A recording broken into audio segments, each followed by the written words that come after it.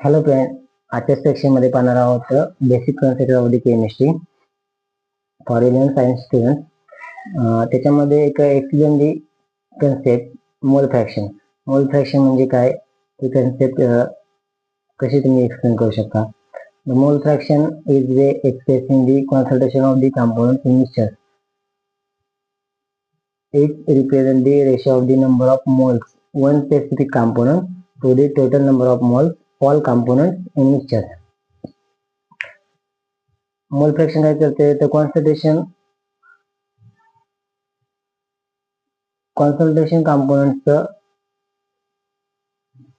दाखवत आहे आपल्याला इन मिक्सचर मधले.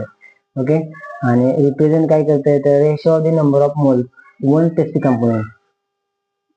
नंबर ऑफ मोल्स एका स्पेसिफिक कंपोनेंटचं divided by the total number of moles all components त्या मिक्सचर मधलं. ओके, समजा तुम्ही 2 मोल्स इथेनॉलचे घेतले with 8 moles of the water घेतले, तर टोटल नंबर ऑफ मोल्स किती आपल्याला भेटतील, तर टोटल नंबर ऑफ मोल्स 10 भेटले.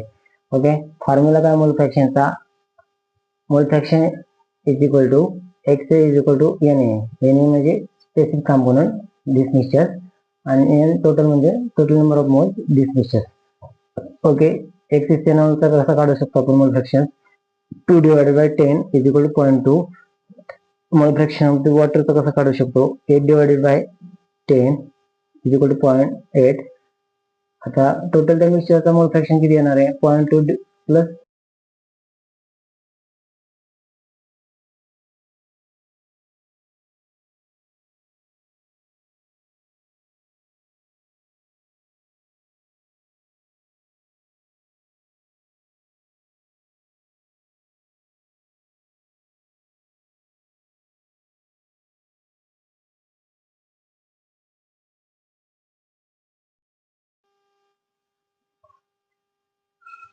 हॅलो फ्रेंड, आजच्या सेक्शनमध्ये पाहणार आहोत basic concept of the chemistry for eleven science student.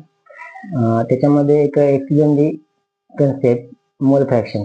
मोल फ्रॅक्शन म्हणजे काय, ही कन्सेप्ट कशी तुम्ही एक्सप्लेन करू शकता. मोल fraction is way expressing the concentration of the component in mixture. It represents the ratio of the number of moles one specific component to the total number of moles all components in mixture. Mole fraction काय करते तर concentration